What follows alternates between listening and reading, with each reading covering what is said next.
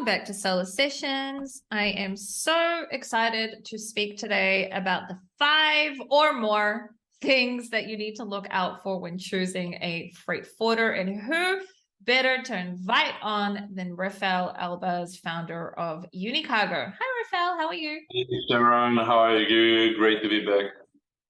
Excellent. You're back for, I don't know, the 50th time onto the show and onto my channel. Before we begin, Refael, do you want to just quickly give a quick intro to who you are and who Unicargo is? Yeah, sure. So I'm Refael. I'm the founder of Unicargo, a freight forwarding company for e-commerce businesses. Amazon sellers obviously provide all international shipping services, warehousing services, A to Z logistics services for e-commerce businesses. Working with all of the platforms today, Amazon, Walmart, Target, Shopify. We started our D2C endeavors recently as well. So basically, we've been dealing with logistics for e-commerce businesses for over 8 years now. And yeah, that's it. Let's dive in. Great. So I will say that I've been a Unicargo client for, I think, more than 5 years now. So I've been with you guys for a really, really long time. And this is why whenever I want to talk about freight and shipping, I always speak to you. So the reason that I wanted to speak about this subject, Refael, is because I see that there's a lot of freight forwarders popping up all the time. And I wanted us to be able to give value to sellers and to people in general who are shipping their products, and help them to make a decision what to look out for when you're choosing a freight forwarder. So let's begin. I know that you wanted to say something before we got into the points, so go for it. Before we ask ourselves what do we look for in the freight forwarder, I would start with evaluating your needs as a seller. For example, what type of services do you need? Do you require only international shipping directly from manufacturer to Amazon? Do you require additional services like warehousing services, domestic shipping services out of these warehouses to your marketplace, whether it's Amazon, Walmart, Shopify? Where do you need these warehouses? Do you need them in China to consolidate different orders into a big order? Do you need these warehouses in the US or Europe, basically wherever your marketplace is, just to overcome, for example, Amazon storage limitations? So there are many different types of services, of logistics services you might need as a seller. And I would start with evaluating these requirements, and then it'll really help you when choosing a freight forwarder to make sure to go over your list and make sure they can actually provide and support these needs. Another needs might be your product, right? Do you have a spatial handling on your product? Do you ship non-general cargo, as we call it, like things with batteries, product with powder, liquids, which requires different handling than regular shipments? Does your product has a regulation requirement at destination on the import side? So all of these things are very important to consider before you actually start evaluating a freight forwarder, because you want to make sure that freight forwarder that you're evaluating can actually support the initial things that you actually need. So that's kind of before we actually start looking for a freight forwarder. I will start by looking internally at your business to understand exactly what you need.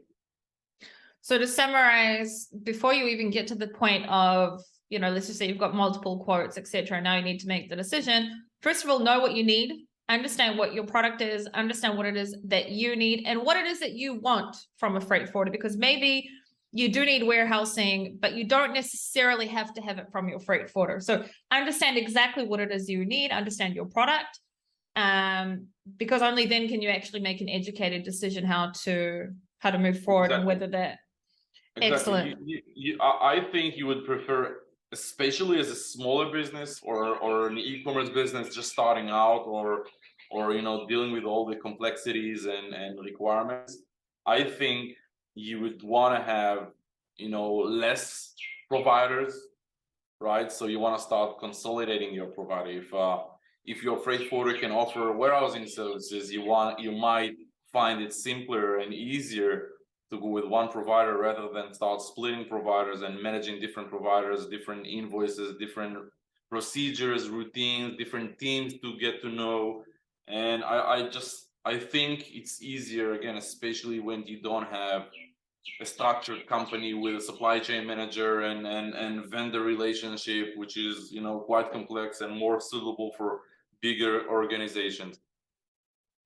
Okay, great. So let's say I now know what it is that I need, and now I want to, you know, I've got many different quotes, and now I need to make a decision. The reason I wanted to speak about this, because usually people would say, well, I'm just going to go with the cheaper, right? And I want to educate people and say, well, wait a minute, there's lots of other things that you need to think about. So the first thing that, you know, you and I sort of spoke about is experience. So let's talk a little bit. So this isn't the number one thing. We're talking about all of these are important exactly on the same level. The first point that we have here is experience. So we each have some stuff to say about that. You can start.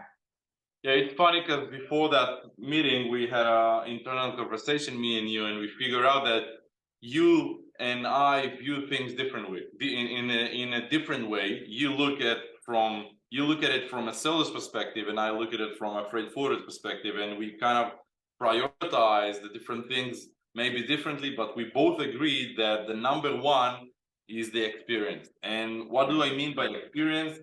First, I would say that you want to have a partner or a logistic provider that has experience with businesses like yourself. And what do I mean by that?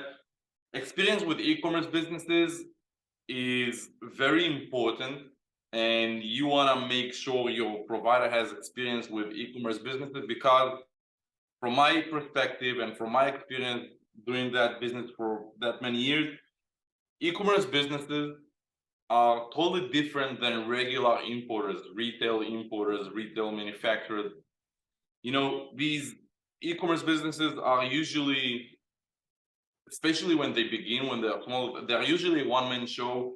And as they grow, they start to bring in a VA, but it's not a structured company like a regular importing company where they have a logistics manager with years and years of experience, and he knows the drill, and he's done hundreds of shipments, and he has tons of experience, right? So e-commerce businesses, from our experience, they have a knowledge gap, let's call it this way. And a freight forwarder that understands e-commerce businesses know that he would need to explain a lot of things that might seem trivial or, you know, or obvious to the freight forwarder, but the actual client won't really know them. Simple things just as HS codes and customs classifications and import compliance, right? If when we work with a regular company, with an importing company that is not an e-commerce business or Amazon seller, we don't usually ask them, hey, do you know your import compliance? Do you know what it needs in order to import your product? But when we work with an e-commerce business, that's one of the first things we ask, because we've learned that many of them don't really know and understand that this type of product now needs this and this certificate or this regulation in the import side, in the US, documentation. Some of them don't know how a commercial invoice actually looks like. And by finding a supplier or a logistics vendor that understand that type of business would save you tons of headache and pain and costs, probably, because mistakes, and I've said that many times, mistakes in international trade costs a lot of money, and you want to make sure you try to avoid as much as possible making mistakes. Another point that you pointed out was important was obviously experience in your marketplace as well. So Amazon, explain to us why. I mean, I already know, but I want everyone to understand, why is it important if you're selling on Amazon, for example, why is it important that my freight forwarder understands Amazon or working with Amazon? Yeah, so working with Amazon is quite unique with the requirements of delivering goods into Amazon. There are special systems that you as a carrier must be connected to in order to schedule appointment. Whereas where you deliver to a regular warehouse, a regular 3PL, it just sometimes you can just show up. Most of the time, you just need to send an email to schedule a delivery appointment to make sure to let them know you are coming. And here is the goods, here is the quantities, here is the packing list. This is the client name. I need a delivery appointment to drop off the cargo. Whereas in Amazon, in Walmart, and in Target, that in the bigger marketplaces works completely different.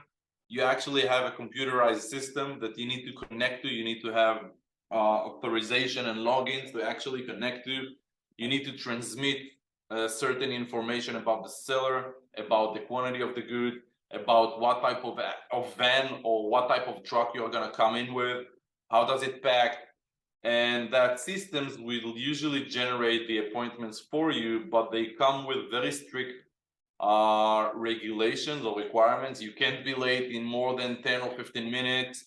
There's a special way to edit an appointment if you are not showing up. I don't know, your driver had a flat tire.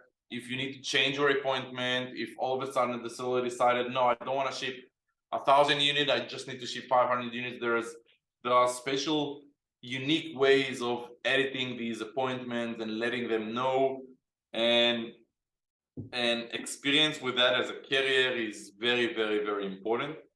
And you don't want to get caught with a freight forwarder who tells you, yeah, I've been shipping to Amazon, I've known that, and it's just starting to learn on your shipment. That could be the worst case scenario, in my opinion.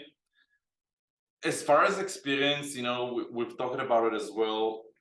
The more experience that vendor has, the more experience that freight forwarder has with shipping to Amazon, as far as how many years he's been in business or how many shipments he's done to Amazon, he's probably seen all the problems, all the challenges, and solved them already. So you can learn from his experience, you can benefit from the actual freight forwarder experience.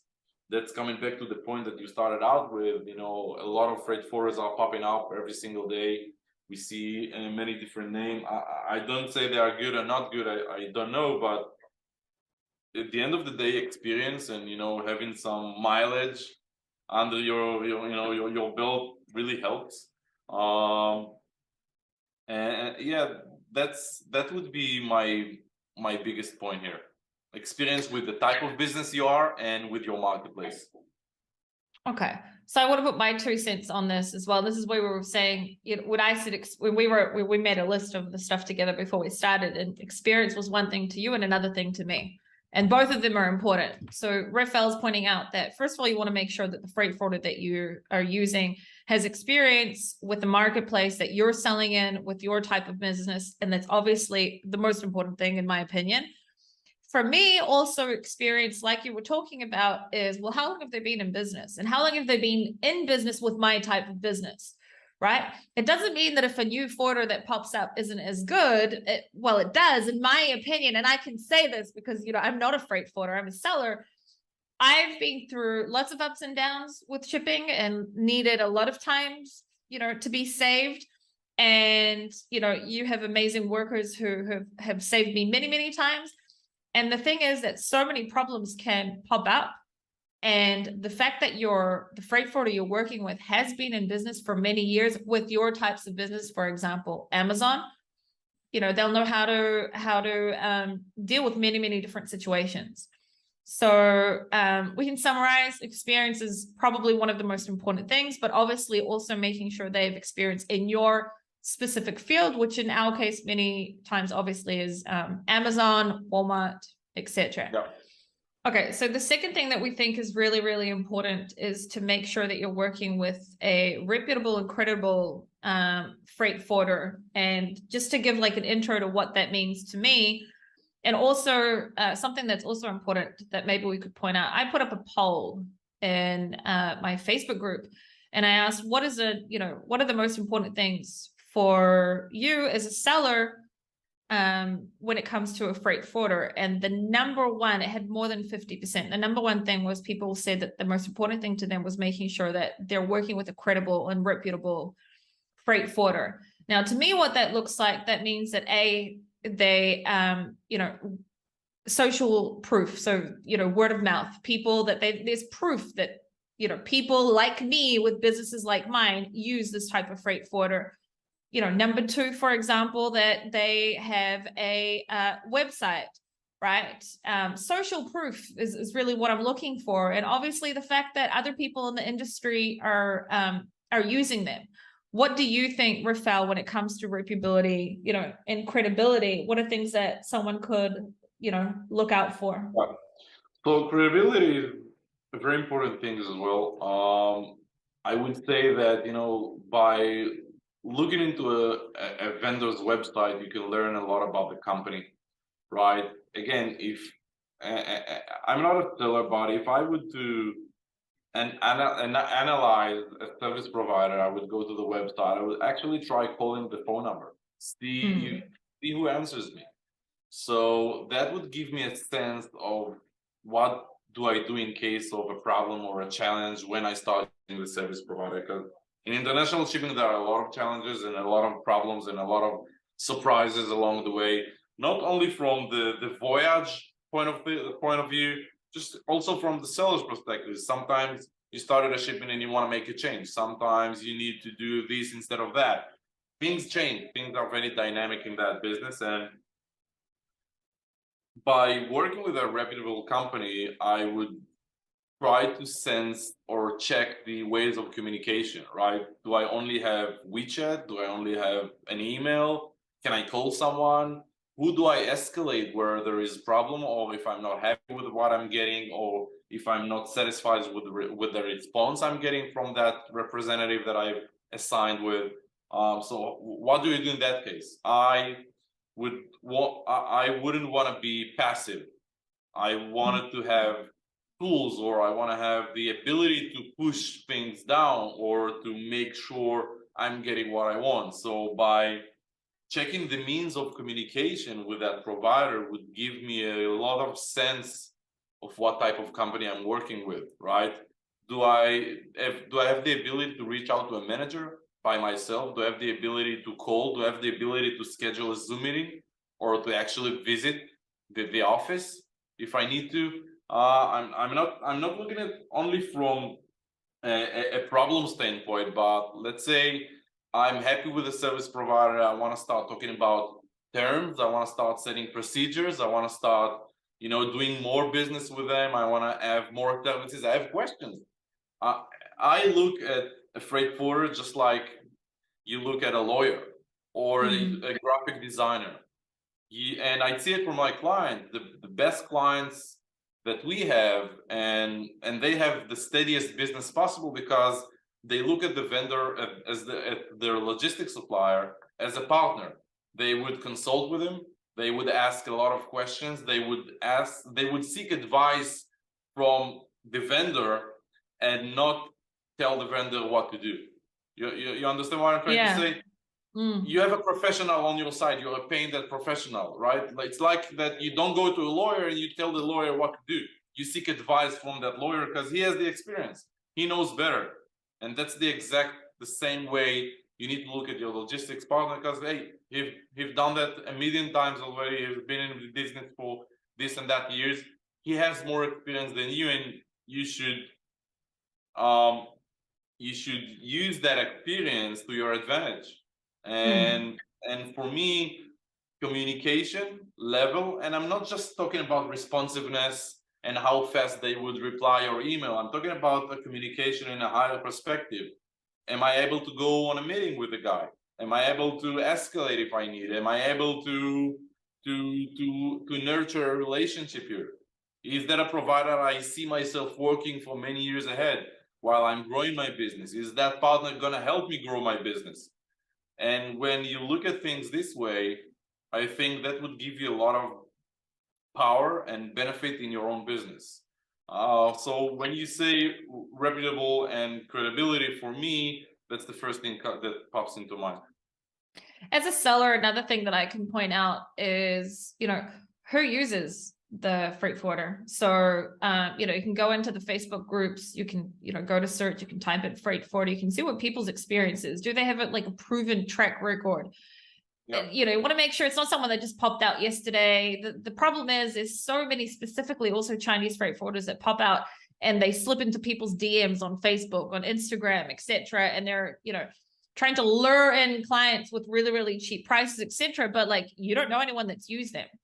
Right. This is why I also make sure to, I bring you on, and often I've worked with you guys for a long time, and it doesn't matter whether they choose you or whether they choose someone else. The point is, make sure that people that you respect or people that you actually know within this industry are also using these freight forwarders, or that someone, and that you ask questions. Hey, for example, someone could say, hey Sharon, I've got this type of shipments. I'm scared this and this could happen. You use Unicargo. Do you think they'd be able to handle this and this and this? And I'd come back and say, yeah, you know what, they're perfect. Or you know what, maybe you should go to someone else because of A, B, C, D. Like, you also want to speak to other people and make sure that it's the kind of world we live in today, right? It's so easy to know, of course, there's things like Trustpilot, etc. But reputation and reliability here is really important because of our industry, which is specifically also Amazon. Obviously different types of forwarders also will exist in the industry, in events and things like that as well. Make sure that you're making a decision not only by price, but also by the fact that people know who the freight forwarder is, and that you can also I think that is a very important subject here, because I don't think choosing a freight forwarder only by a price is the wise thing to do. Price is very, very important. Very important. I'm not saying that it's not important, but you want to have references, as you just said. You want to talk to people who actually use that service. How was their experience? How would they recommend you working with these guys? I think that would be the most powerful thing to do, right? So where to look for a freight forwarder? I would say first thing is word of mouth. Talk to other sellers. Talk to guys who you look up to. Talk to guys who you think are successful in that business, right? See what their experience with these guys, right? And never, never, never go and choose a freight forwarder from a DM that you got, on Facebook, spam message that you got on Facebook with, offering prices or telling you how good and beautiful they are, because every freight forwarder will tell you they're good, they are the best, they're beautiful, they have the best customer service in the world, they have the best prices in the world. Every freight forwarder says that, every single one of them. And again, I'm one of them as well, but you won't hear a freight forwarder say, no, I don't have a good service, no, we don't have good prices. Nobody would say that. But the way to choose a freight forwarder is definitely start with word of mouth and references, social proof, as you said. And one last thing about that topic, I hear a lot of people talking about going into Alibaba, and this is advice that I see a lot of time in Facebook. Go into Alibaba and find the gold supplier, a freight forwarder that is a gold supplier, and use that as a reference. That's the worst reference possible. Then that's the exact opposite of social proof. I don't know if you know it, but gold supplier badge is you buy it, you pay money, and you pay for it. Become a gold supplier. Every single guy you, Sharon, can start an Alibaba listing tomorrow, pay money, and become a freight forwarder that is a gold supplier, and you've never done, you've never shipped, you're not a freight forwarder. So basically, everybody can do that. That's not a good advice. Also, Alibaba is a platform for manufacturers and not service providers. There is no way to evaluate performance or credibility of freight forwarder on Alibaba. It's very different. A freight forwarding business is very different from manufacturing business, and Alibaba is not the way to go when you search a freight forwarder. I just want to say one last thing about reputation and credibility, reliability. There's so many different ways that you can, before we move on to the next one, which will be communication. But I always say to people, I don't judge a freight forwarder or any service provider, by the way, only by when everything is good. I also judge a freight forwarder by how they handle shit, because shit happens all the time. Okay, especially during COVID, there was a lot of unexpected things that happened. But in general, during shipping, sometimes unexpected things happen. And how does your freight now you can't know until the freight, until you go through it, but you can, like, for example, people like me and others that have been through it. And, this is part of the reason why I've stuck with you guys for so long, because, If it's needed to, you guys will take accountability. If there's a problem, you'll find a way to fix it. What I'm trying to say is also look at and also ask about, when things went wrong, how did the freight forwarder handle it? Sometimes a freight forwarder could suddenly disappear.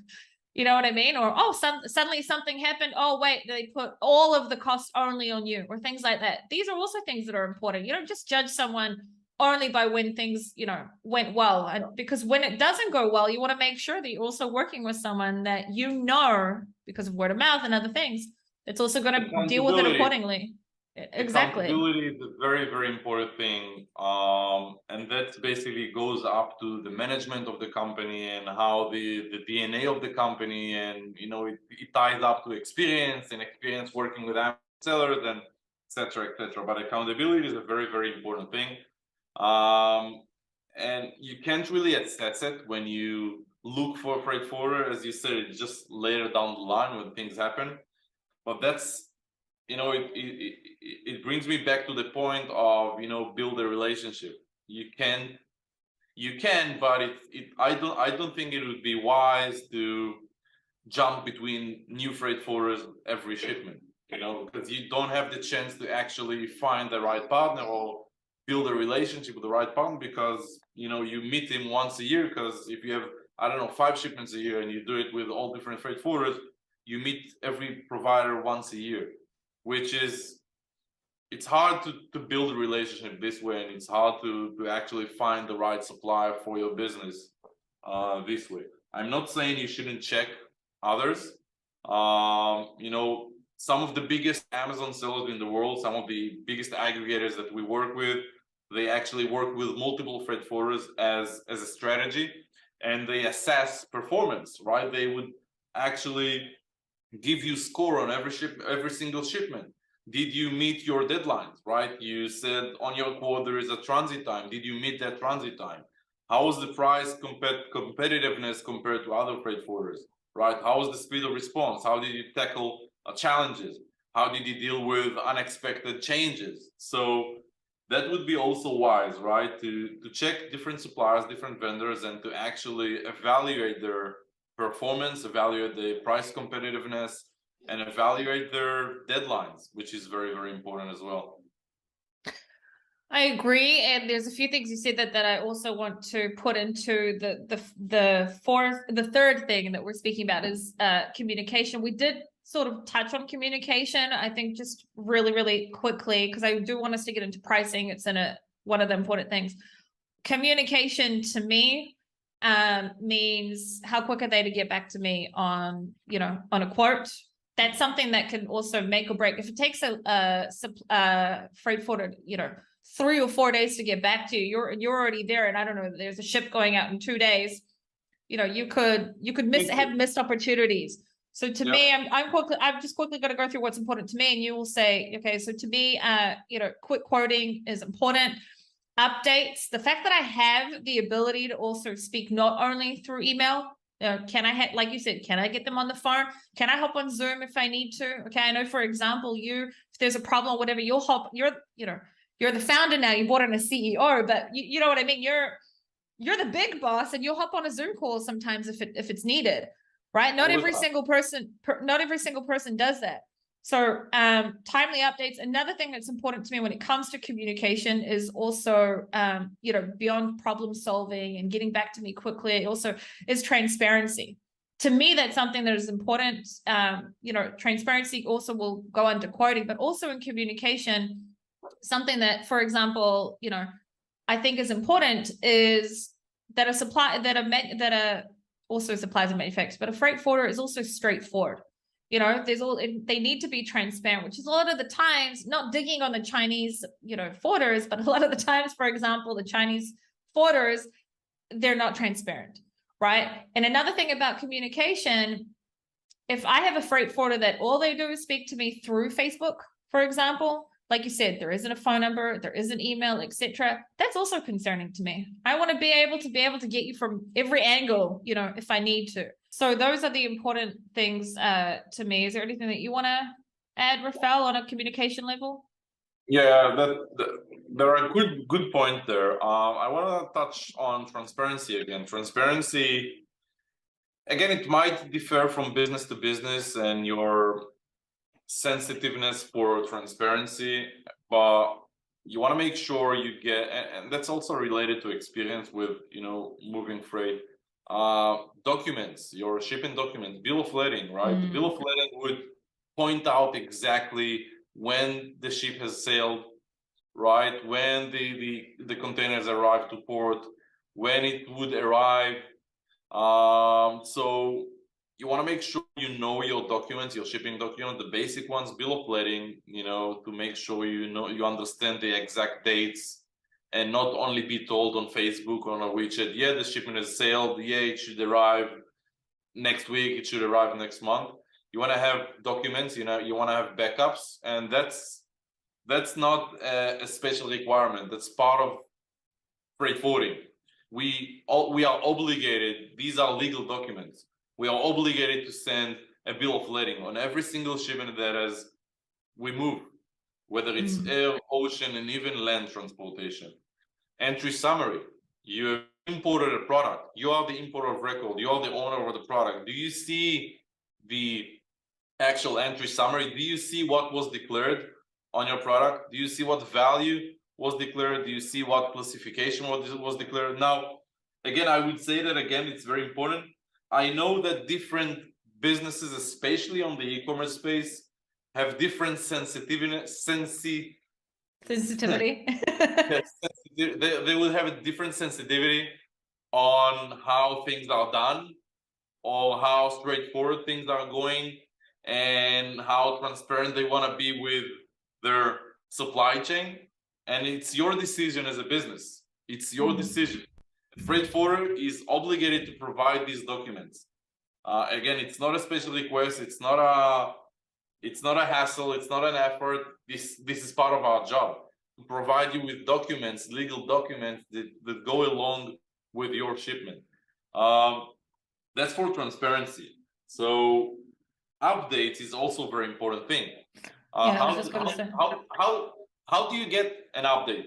Is it an automated from a system, right? Is it an email? Is it a WhatsApp? Is it a WeChat, Facebook? I don't know. Again, that's also brings me back to the prologue I did of evaluating your need. Part of evaluating your need is understand what you have as a client, right? Do you have 3 shipments a year? Do you have 50 shipments a year, right? Based on your size, you want to start building procedures, right? Do you want automatic updates? Do you want them all going to your email? Do you want to have an Excel file every other day with the latest updates? So all these things are very, very important as well when choosing a provider, understanding what their capabilities are, how they're gonna report to you with the statuses. The last thing you want to do is start chasing updates. Hey, where is my shipment? Hey, when is it due to arrive? Hey, what's next? Is it custom cleared? How much do I need to pay here? How much do I need to pay there? What's next? So the way the freight forwarder sends you updates, or the capabilities the freight forwarder has in that realm, is very, very important as well. And again, it really depends on the type of business and size of business mainly. But the bigger you get and the more shipments you move, you want to start automating things. You want to start moving out of emails, right? Remember that a shipment would have 10, 15 different milestones. If you start getting an email on every single milestone, imagine that you have 5 shipments on the go, and you need to get 10 to 15 emails on every shipment. You're looking at about 100 emails only on updates. Who would follow these? Yeah. You won't really remember. So the way the system works with the freight forwarder is also very, very important. That's a good point. So that leads us into the next one, which is something that you and I will also dedicate an entire, video to in the future. But obviously, pricing is something that's important when you're choosing a freight forwarder. And you and I have different points on when it comes to pricing, but I think that, one of the most important things is making sure that you are, comparing apples to apples. So let's give a few examples. And of course, if you have anything to say on pricing specifically, go for it. Yeah, I want to start with, when it comes to freight forwarding, prices are pretty much transparent. They are almost the same for every freight forwarder. Remember that freight forwarders buys their products or their transportation from carriers. We don't own vessels and we don't own airplanes, right? 90% of the freight forwarders. So the price is almost the same for freight forwarders. And freight forwarders would put their margins on top of these prices to cover their expenses and make a profit. Now, these margins across the industry are pretty much the same. They're going between 10, 12%, 7 to 12%. Depends on the client, depends on the volume, depends on many different things, but that would be the range. And if you are getting a quote from freight forwarder A for $1,000 and a quote for freight forwarder B for $1,500, there must be something off there. Most probably you're not comparing apples to apples. As you said, there are many different types of services, time, how fast they arrive, how many ports they go through the way. Does it include, I don't know, custom clearing services? Does it include IOR services? Does it include insurance? So there are many, pricing in the freight forwarding industry is not a very straightforward thing. It's not as simple as we would like it to be. But what I'm trying to say is that there shouldn't be a gap of over 5 to 10% between different freight forwarders, right? The industry standards are the industry standards for profits, for margins, and we pretty much all buy almost the same. So if you see a very big difference, most probably, again, and I would say most probably because every case has an exception, but most probably you are not comparing apples to apples. And that's, again, if you trust your freight forwarder, if you've been working with them for a while, if you like them and you want to keep on working with them, it's worthwhile to just talk to them and ask, hey, how come your quote is this and the quote I got from, I don't know, the new vendor I'm looking at, my other freight forwarder is that?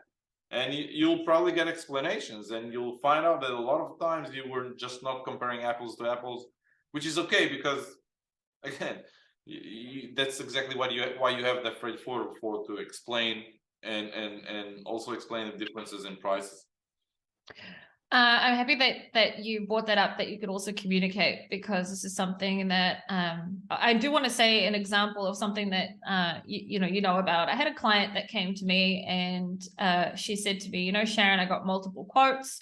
One of the quotes was from Unicargo, another one was from another freight forwarder, and one of them was from a Chinese forwarder. And Unicargo's price was this, and the Chinese forwarders was this, and there was what she would call a big gap. And I said, look, what you can do is you can actually reach out to Unicargo and say, I was offered this price. Can you please explain to me why there's such a difference there? And when that happened, the person at Unicargo came back and said, well, these aren't the same quotes. What they're offering you here, in China, is the slowest lane. And the client asked for the fastest lane, and you guys gave her the quote for the fastest lane, right? Just as an example, this isn't the exact example. For example, what China was offering was, let's just say 60 days. What you were offering, let's just say, was 35. And then I came back and I said, you need to make sure that A, you're comparing apples to apples, and B, you can always come back. If you've got a relationship with your freight forwarder, you don't need to be scared to come and say, hey, look, I got multiple prices. This is the price that I got from A, B, C, D, or not say. If you don't want to say who it is, you don't have to. And give your freight forwarder also a chance to come and either explain why, or they may be able to give you that same type of price, right? That's also something that a lot of people don't understand. It's not that it's highly negotiable. My point is, though, if someone was to bring it, for example, to your attention or to someone else, you may be able to even either beat that price or give an explanation as to why. But the biggest mistake I see people doing is they're not comparing a quote for a quote, and it's like taking a product, I'm just going to give an example, taking a product that is, made very, very cheaply for, let's just say in China, compared to a product that's made very, very, with really high quality materials, etc. Let's just say in the USA, and trying to have them be the same prices, right? It's not the same. So the same way that you wouldn't do with that, also here, make sure that you are comparing apples to apples, and that you're not compromising on quality. Yeah, one of the challenges that we found out that we have is as a company and as a business, because freight forwarding is not that straightforward. There's a lot of hidden costs, there are a lot of hidden words. You can play with quoting on, I've seen quotes on Facebook that clients show me that they got from different freight forwarders. One line, hey, it's gonna cost you $2,000 DDP, 20 to 40 business days. Now, what does a business day mean? What's the other freight forwarder gave you a business day? The transit time, is it by business days? Is it regular day? There's so many complexities that freight forwarders sometimes put, knowingly to confuse or to make things vague. So you won't be able to compare apples to apples, because sometimes that's unfortunately a strategy where there are so many, even just one word could change the way the quote is given or the type of quote. Even one word, do you get a PDF on your quote? Do you have, I don't know, terms and conditions? What does it include? What happens if if there is a customs exam now?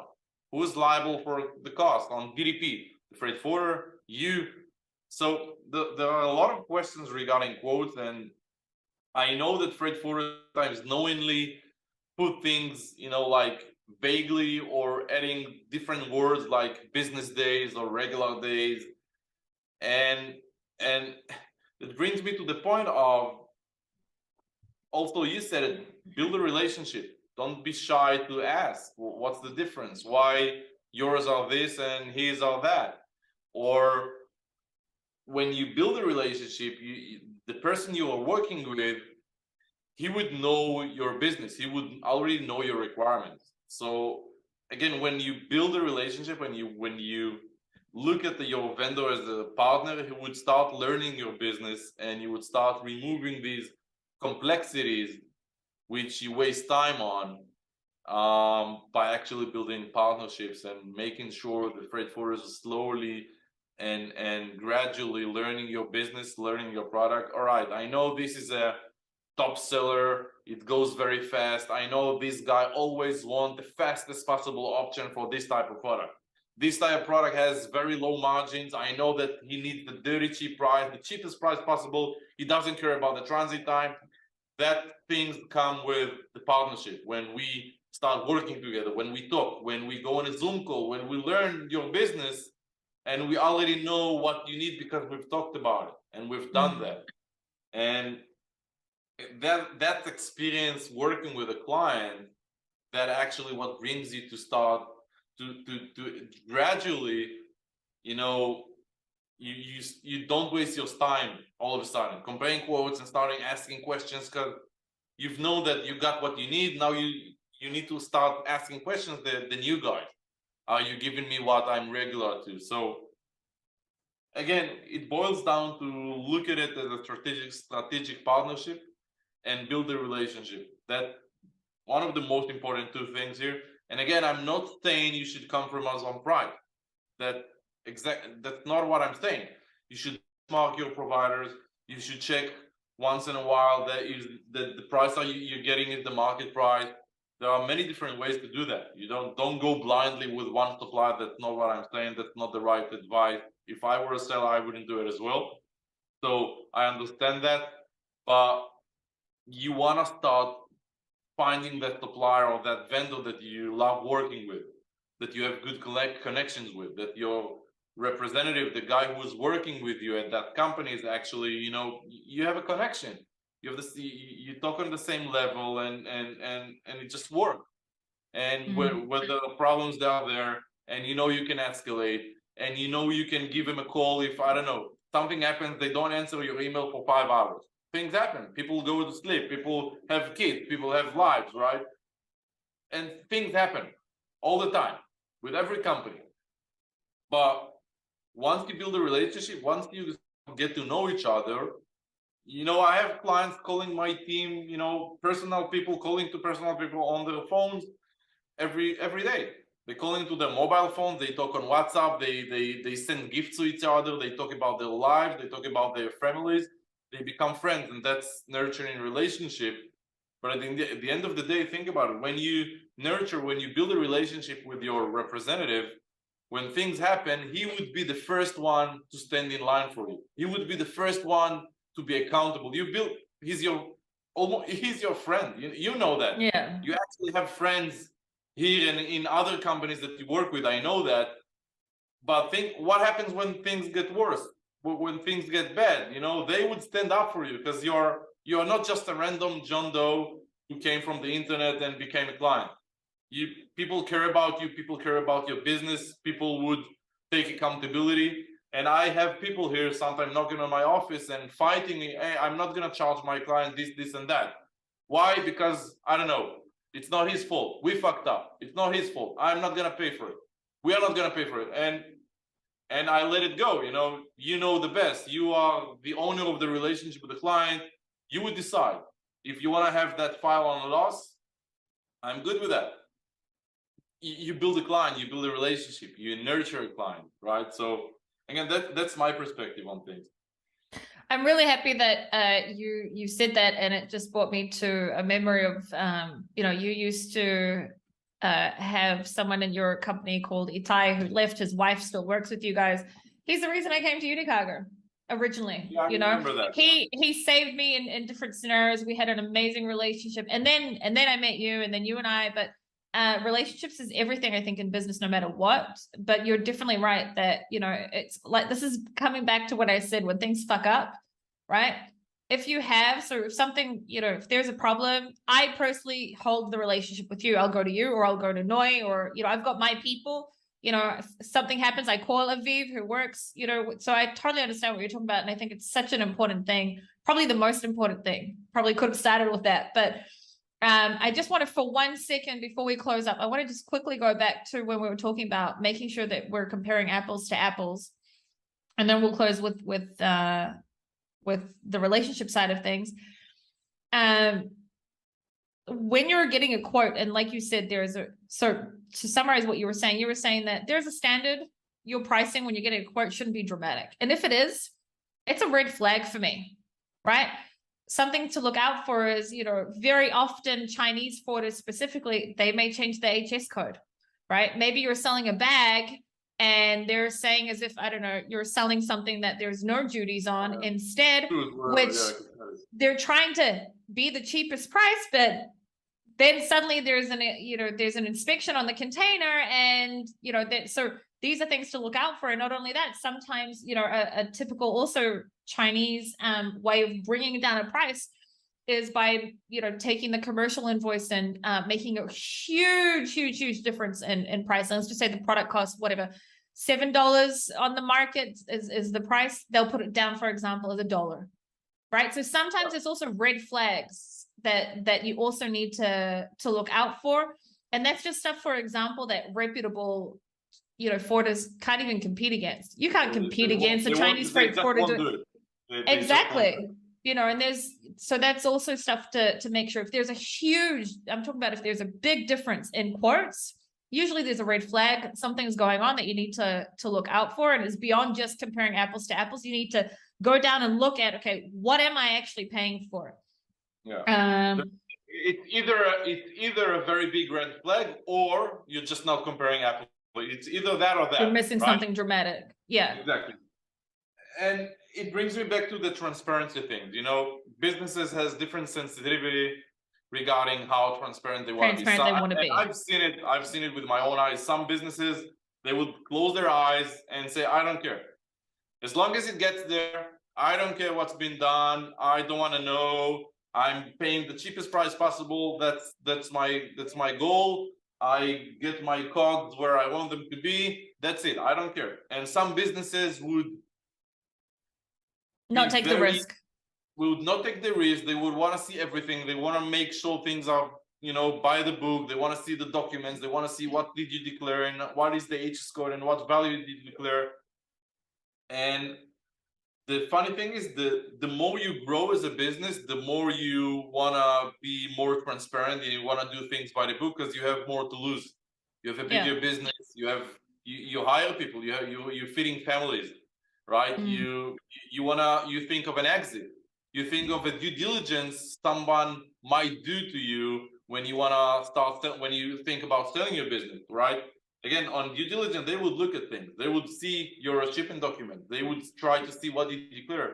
Think about it. If you don't care about your declaration, if you don't care about what's been done on the back end, and you only care about your COG, that's fine. But when somebody else comes to buy your business, he would very care about what's being done in the back end. And if your COGS are $1 by closing your eyes, and the buyer won't close his eyes and his COGS would be $2, that would change completely your valuation. What a really good point that I wouldn't have even thought about making. Great point, Refael. So and that's why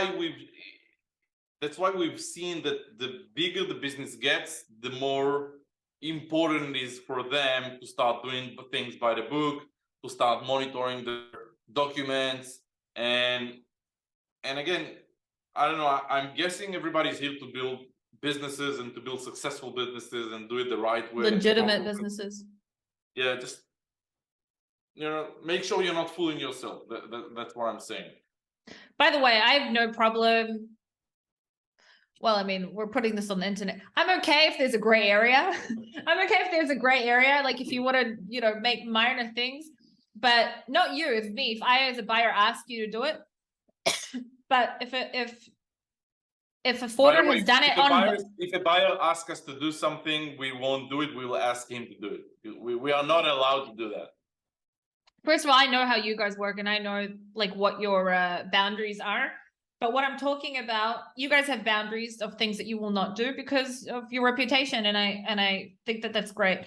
But what I'm talking about is when I'm getting a quote and there's a dramatic change of price of like, let's just say, I'm giving an example. Unicargo gave, let's just say, $4,000, and a Chinese forwarder, let's just say, gave $1,500 or $2,000. It's a huge difference, and they're offering supposedly, let's just say, the same thing, right?